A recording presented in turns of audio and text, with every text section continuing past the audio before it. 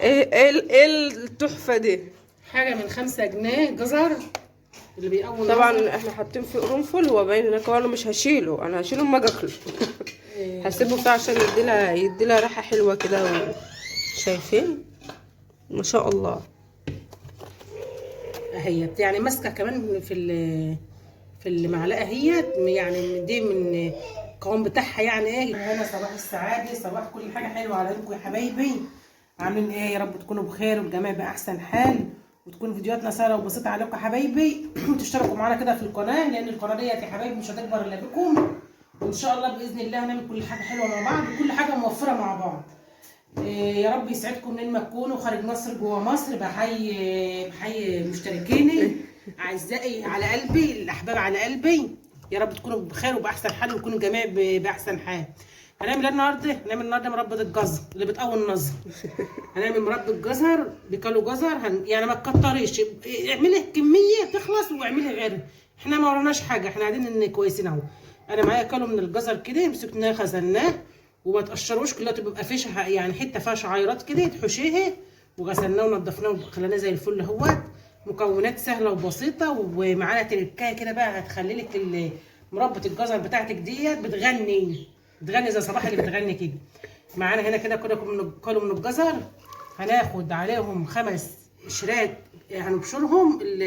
انا عايزين بس القشر الاصفر دي 5 سفنديات، ناخد البشر بتاعهم نبشرهم على الجزر بتاعنا. اما نبشره الابيض ده لا، الابيض دي لا، احنا هناخد بس اللي من بره كده، القشره الصفراء الجميله دي. معانا هنا لكيلو الجزر 2 كوبايات من السكر، علشان بقى الجزر بتاعك ده يبقى حلو معاك ويسري ميه بقى وما ياخدش معاك سوا كتير. هنمسكه ونبشره ونحطه فوق الكوبايتين السكر ونبيته، يعني تسيبيه ساعتين، 6 ساعات 7 ساعات كده بالسكر بتاعه. بعد ما تبشريه، بس تبشريه الاول وتقوم حاطه فوق السكر وسايباه، هينزل ميه. هنيجي نسويه مش هياخد معانا بقى نص كوبايه ميه، او يمكن ما ياخدهاش. هنبشره بقى بالمبشره العاديه زي ما بقول لكم. عندك مبشره عاديه خير وبركه، عندك كبه خير وبركه. هو اي نعم متعب شويه في بشره، بس هنقعد على الارض دلوقتي وابشره وزي الفل زي اللقلوبه. بس اقول لكم بقى على فوائد الجزر دي حبايبي، كلته فوائد يعني ما اقولكوش. احسن بقى، هو اي صعب شويه عن مربى الفراوله ومربى التين وكده، بس هو صعب في دقيقتين بشره، في ثواني هنبشره. وبعدين الكيلو ب5 جنيه، يعني متناول الجميع. يعني عندك الكيلو التين بقد كده والكيلو الفراوله بقد كده. فاحنا بصوا احنا مع بعض هنعمل كل حاجه حلوه مع بعض يا حبايبي، ولا نقدر عليه نوفره ونمشي نفسنا كده ونمشي بيتنا بيه يا اولاد، ده هنمشيه. هنمسكه بقى يا حبايبي كده، نبشر الكيلو الجزر الجميل بتاعنا ده، نخلص ونعمل غيره مش مشكله. معايا بقى السفندي ده برضه، اخد القشر ده هبشره فوقه وانا قاعده كده، يعني ابشره كده هبشره واخلصه ونرجع تاني مع بعض يا حبايبي. ما تنسوش بقى يا اولاد في اللايك بقى يا اولاد، والاشتراك والكومنت العسل اللي زيكم اللي بستناه. بقول لكم انا بستنى الكومنت دي والله العظيم ما تعرفوش بستناه قد ايه. فما تنسوش في اللايك، ما تبخلوش عليا باللايك والاشتراك في القناه. انتوا على راسي يا حبايبي، الله يسعدكم منين ما تكونوا، خارج مصر جوه مصر، وما تحرمش منكم يا حبايبي. هنا بقى يا حبايبي بشرناها اهوت زي ما انتم شايفين اهوت، بشرناها بالمبشره، المبشره العاديه اللي هي بتاعتنا ديت، وزي الفل وجميل وزي العسل اهوت. والجزر بيقوي النظر يا اولاد بقى، يعني اكلوا عيالكم جزر على قد ما تقدروا، تدخلوه في كل حاجه. معايا هنا 5 سفنديات، خدت القشره بتاعتهم اللي هي الصفرة بس، مش اللي بيض، الصفرة بس. دي بقى هتخليهولك ايه يعني حاجه كده عسل عسل عسل. معانا هنا برضك 3 4 مسمار، اللي هو القرنفل المسمار اللي اخواتنا الخليجيين بيقولوا عليه مسمار. يبقى كده المسمار وقشر السفندي، 5 سفنديات على كيلو الجزر، عليهم 2 كوبايتين من السكر. السكر بتاع الجميع ده غير حلو وجميل اهو. نوفر بقى مع بعض كده يا حبايبي على قد ما نقدر بقول لكم، ونعمل كل حاجه حلوه ان شاء الله مع بعض. 2 كوبايتين من السكر، ايه يعني يكون موجود عندنا يعني السكر في البيت، وكيلو جزر ب5 جنيه. خلاص نعمل تاني. نحطيه حاطين نحط بقى دلوقتي يا حبايبي كده بقى، هينزل لنا الميه ونقوم رايحين 6 ساعات 7 ساعات. اعملي على بيات وسيبيه، هتلاقي منزل معاكي ميه، دي اللي هتسويه. واهم حاجه بقى نسويه في الحله الالومنيا الجميله بتاعتنا دي، اللي مهما يطلع ومهما نروح ومهما نيجي ما فيش احسن من الحلل الالموني. ما بقتنعش انا بقى بجرانيد وتتفل والكلام ده كلته. كل حاجه بتاعت زمان جميله. وزي ما بقول لكم واحد بعلق على كلمه الزمن، بقول له الزمن الجميل جاي. والله الزمن الجميل جاي ان شاء الله، بحبنا كده لبعضنا وبالخير اللي نتمنى الخير لبعضنا. كل حاجه ان شاء الله هتبقى حلوه وكل حاجه هتبقى جميله مع بعض ان شاء الله يا حبايبي. هنسيبه بقى انا عملته كده بالليل، نسويه نحطه بقى على النار الصبح، هتلاقي نزل معاكم ميه. هوريلك بردك هو الوقت مش في ميه خالص اهو، احنا لسه بشرنا اهو، مفيش ولا نقطه ميه. هنمسكه بقى كده نقلبه بالحاجات الجميله بتاعتنا دي ونسيبه بقى لما ننزل ميته ونرجع تاني بقى نسويه مع بعض كده يا حبايبي. هنا بقى يا حبايبي بعد ما بشرنا معاكم الجزر وحطيت على قشر 5 سفنديات بيغيروا طعمها 24 درجه يعني. شفت بقى بيتها بالكوبايتين السكر زي ما انتم شايفين اهي، نزلت ميتها اهيت من غير ما احط لها ميه ولا اي حاجه. انا عملتها بالليل معاكم وبيتها في التلاجة، نزلت زي ما انتم شايفين بقى الميه بتاعتها اهيت. هنا بقى يا حبايبي حطينا بردك عودين القرنفل كده، والقرنفل ده بردك بيخلي لها طعم جميل قوي. وعشان بقى ما تسكرش معانا لازم بقى نحط من اولها كده عصره ليمونه او نص معلقه ملح ليمون لو انت عندك ملح ليمون كده بقى ما تسكرش معاكي، وتبقى المربى بتاعتنا كده كريمي كده وجميله وزي الفل. هنحط عصره ليمون اهيت. انا ما عنديش الوقت ملح ليمون، عندك ملح ليمون حط نص معلقه، ما عندكيش اعملي ليمون فريش كده ليمونيه حلوه محترمه كده.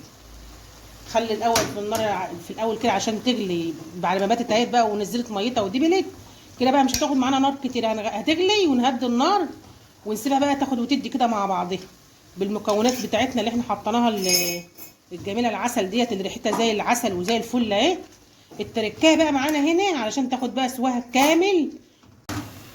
معانا هنا يا حبايبي نص كوبايه عصير برتقال خام كده، مسكنا برتقالتين عصرناهم وعملتنا نص كوبايه هنحطها بردك فوق ودي بقى التركايه اللي هتخلي معانا بقى المربى بتاعتنا ديت بطعم جميل كده مميز وتبقى زي العسل. واول مره تجربوها وان شاء الله هتعتمدوها على طول معاكم يا حبايبي على نار عاليه اهي كده. خدت غلوتين اهي، ههدي النار بقى كده عشان تستوي بقى براحتها. هي كده خلاص دبلت خلاص، خدت كل الميه بتاعتها نزلت وخدت الدبلان الجميل اهو، دبلت معانا اهوت يا حبايبي. وههدي عليها بقى النار زي ما انتم شايفين اهو، تاخد بقى وتدي كده مع نفسها زي ما تشوف بقى نص ساعه ربع ساعه هنبقى مع بعض اهوت يا حبايبي نشوفها على نار هاديه خالص.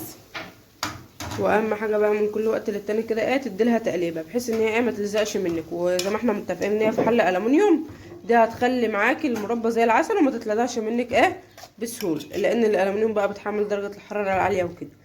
فشايفين ما شاء الله اللهم بارك. هتغطي عليها بقى اصلا اي حاجه ما فيعلاش عن عن الالومنيا بتاعتنا الجميله دي. هنغطي عليها ونسيبها بقى وهنبشر مع بعض اهوت سوا ان شاء الله. كملوا الفيديو باذن الله ينال اعجابكم. هنا يا حبايبي المربى الجميله بتاعتنا العسل بتاعتنا اهيت بقى لها على نار هاديه بقى لها يجي ساعه الا ربع اهيت على نار هاديه. انا ما حطيتلهاش اكتر من نص كوبايه برتقان اللي احنا عاصرينها، برتقانتين كده مسكتهم عصرتهم بالعصاره وحطيتهم، ما حطيتش ولا نقطه ميه زي ما انتم شايفين اهيت. عملناها على بيات نزلت ميتها حطينا هنا يا حبايبي المربى بتاعتنا بقت على نار هاديه خالص اهيت ساعه الا ربع. واول ما تحطها على النار يا حبيبي تعالي تقوم حاطه نص معلقه الليمون ليمونه. لو عندك ليمون ملح ليمون حط نص معلقه، لو ما عندكيش حط معلقه، حط ليمونه عصرها كده من اولها كده عشان ما تعملش معاك السكر، تبقى زي ما انتم شايفين كده بالشكل الجميل ده، ما تسكرش معاكي وتلف بقى وتبقى زي ما انتم شايفه كده. شوفوا بقى الحله بتاعتنا عامله ازاي على نار هاديه، واحسن تعملها في حله الومنيوم زي ما انتم شايفين اهوت. هي لسه عايزه كمان 10 دقايق عشان تكرمل معانا كده وتلف، وهنسيبها كمان 10 دقايق وهنرجع تاني مع بعض اهو. يا حبايبي بقى شايفين بقى المربى بتاعتنا بقى والقوام بتاعها عسل عسل عسل عسل، حبه مربى بقى لوز العين. معانا بقى هنا العبوات بتاعتنا اللي بتشتريها من عند اي ملتزمات حلواني، عندك برطمانات زي ديت كده ازاز يبقى عسل وعسلان، ما عندكيش هنحط بقى في حاجه محكمه كده تتغطى بحيث ان هي تبقى تفضل بقى محتفظه بالقوام بتاعها دي. بس شفت بقى الله الله بجد، حتى حبه مربى عسل ريحة بقى قشر السفندي وعصير البرتقال فيه، اللهم بارك، جميل. هنغطيها بقى معانا كده يا حبايبي علشان ما تفضل بقولك محتفظه بالقوام بتاعها ده. وخلصيها يعني، نعملي كيلو بكيلو. والحله زي ما انتم شايفينها اهي، الحله الالومنيوم دي احسن اختراع اللي طلع في استخدام المطبخ بتاعنا. نعمل الكيلو بكيلو نخلصه. شايفين وريلهم بقى كده اللون في العلب، لا العلب ماشي مش في الحل. الحله تحس ان هي مدغوشه كده.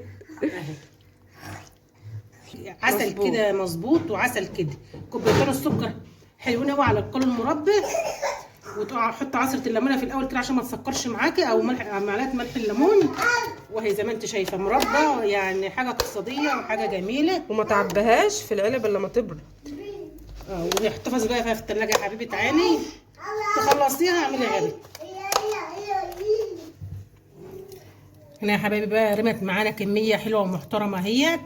على قد الايام اللي احنا ماشيين فيها ديت نمشوا مع بعض كده يا حبايبي. هستنى بقى رايكم كده في الكومنتات العسل اللي بستناها منكم.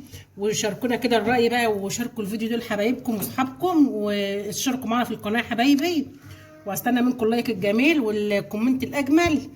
ورمت معانا حبه حلوين محترمين اهمت. يلا بقى نعمل كيلو بكيلو، ما نكترش ونقول ايه. يلا 5 جنيه عملت كميه محترمه. من هنا الفيديو الجاي توحشونا يا حبايبي، واشوفكم على خير واسيبكم على خير. وهنقول لكم ايه، في رعايه الله وامن.